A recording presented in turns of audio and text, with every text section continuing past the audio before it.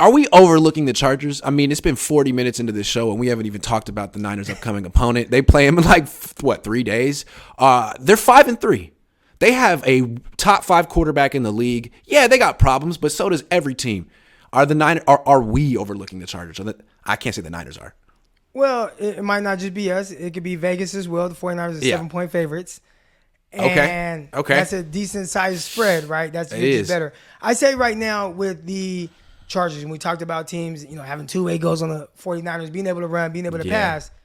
Well, right now you're missing Keenan Allen, you're missing Mike Williams. So they have to rely on Josh Palmer out of Tennessee and DeAndre Carter, the Sacramento State, former 49er. The Niners cut him. Yeah, years ago, cut right? him. Yeah, years ago, yes. And they have to rely on him to kind of be that guy that picks up those, quick catches, gets 3 or 4 receptions in this season. So it's almost like going into a game, right? You got, now, Jimmy's not Herbert, but let's say you go into a game and it's like, well, I got Ray McLeod and Juwan Jennings. And those are my 2 receivers. Can I make a counterpoint? Counterpoint? The Niners lost to Drake London and Kyle Pitts. Yeah, you got a point. Well, I'm just saying as far as why people are overlooking it. Right? That's true. Just it's like true. they overlook the Falcons. Right. That's true. So everyone overlooked the Falcons, right? Why? I look at the 49ers as a team. I don't know what the hell they are.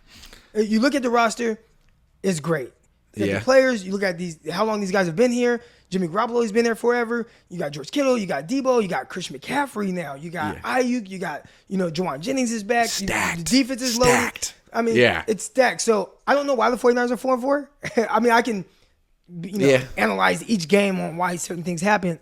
But for the most part, this is a team that I feel like is really underachieving. And I think Vegas is still looking at it as, this is a team that's underachieving, but they can go out there and kick a team's ass. And they should kick the Chargers' ass. And I do think the 49ers should kick their ass, but I just don't think they will kick the Chargers' ass.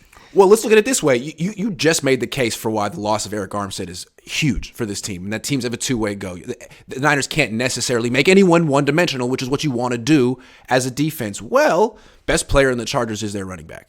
Let's say Austin Eckler has a good game. I mean, I don't even remember the dude's name on the Falcons who had it. Algiers. What's his name? Tyler Algier out of BYU. All right, no offense, but I mean, so he played well again. What if Austin Eckler goes off and whoever his backup is, and now Herbert's got 2nd and 4 a lot, and he can do play act. All of a sudden, you got a game. And what if Jimmy Garoppolo does this thing where he has a few turnovers? Because that's always out there. I don't know. I guess what if the Niners lose in that case? But I'm not picking the Niners to lose. But it just seems like a lot of people are like, the Niners got this. Man, that really hasn't been their MO this season. They play down to their opponents. I'd be scared to take Niners and the points. I'd be scared to do that. So I feel I'm picking the Niners to win by 10. Yeah. I'm picking the Niners to win by 10, but I wouldn't put actual money on that. I just put my reputation on it. It's different. Yeah. Now, if the 49ers go out there and dominate, are you going to look at Justin Herbert any type of way? Because clearly he's one of the most talented quarterbacks in the NFL right now. But it's like, you're 5-3, but still people look at you. They're clearly not respecting you in Vegas. So if they do go out there and lose to 49ers, do you just say, well, the 49ers are really good, and look what they just did the previous week to Matthew Stafford? Or do you say, these wins are starting to look a little weird, or losses for Herbert, and they barely beat a bad Atlanta Falcons team, even with 49ers lost them too. Exactly. But, barely beat a bad Broncos team. Oh, the Niners lost them. I'm just saying. They've won 4 of the last 5. They're beat up. They're not that great. They've won 4 of their last 5. They got a really good quarterback. The Niners better bring it, man. They better not get embarrassed on national television at home against this team, because it would be embarrassing. It would be. It would be.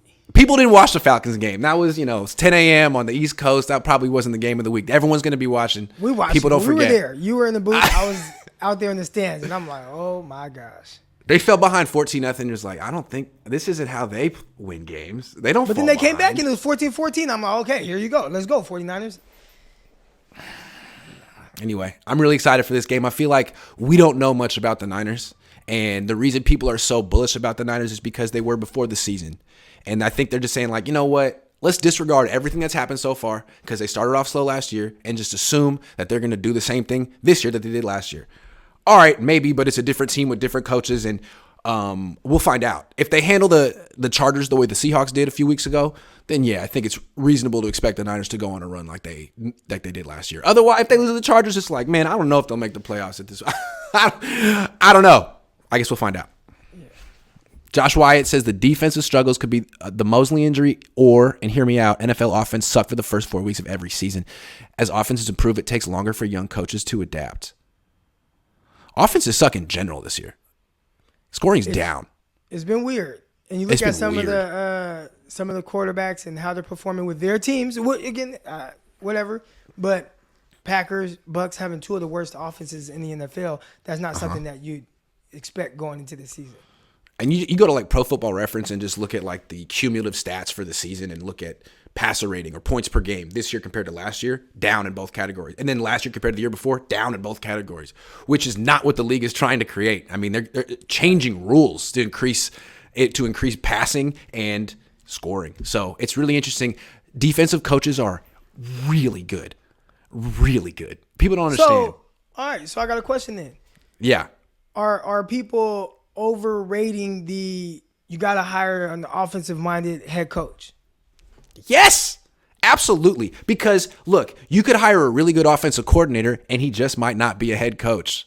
I can't think of an example off the top of my head right now. But I'm just saying, like, what you need, if you're hiring a head coach, you need a head coach.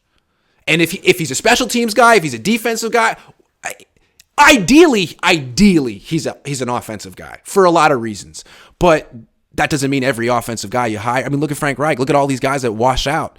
A guy like Robert Saleh has really demonstrated a lot of leadership character qualities, and he showed that he was good at his coordinator job. Looked like a good head coach, like a can't-miss hire.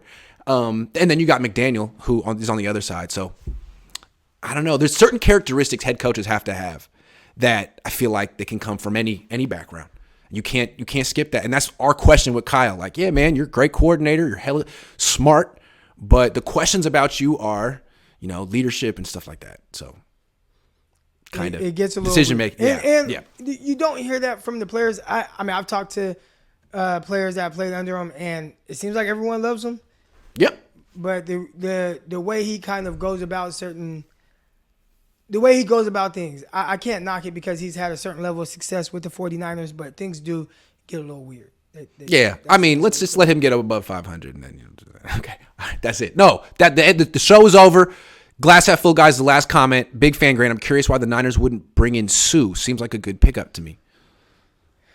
The 49ers are really big on personality, right? So maybe is that it? I mean, Chris Kaserik coached him in Detroit, so maybe he's like, I know him. I don't want to coach him. Or okay. Sue's interesting. I haven't followed. He tweets a lot about like contracts and stuff for players, right? Isn't he a big player empowerment guy? So maybe I don't know. Maybe he doesn't want to play in Santa Clara. Maybe he doesn't want to go to a state with taxes like that. I don't know. Or maybe the Niners just don't want to spend on another defensive tackle. I don't know. It's interesting. They should, because we talked about the run game, and even then, I think that'll help free up Armstead to where you can use Armstead to be a little bit more versatile as opposed to just you got to stay in the middle. Which, again, right. Armstead's good there, but giving him that versatility to be able to line up outside in those, run down situations but still play too high, that's an advantage to, your run defense. Right, and like different offenses hurt you in different areas with the run game. Some guys want to hit you between the tackles. Sometimes want to get you on the edge. Like the Chiefs kept getting the Niners on the edge. It might have helped if they could have put Armstead at defensive end for a few snaps instead of Charles Omenihu, So, But they don't have that option. James, you broke the rule. No more giving me money. But thank you. Do you think his dad knows if he's a good coach? Who, Kyle?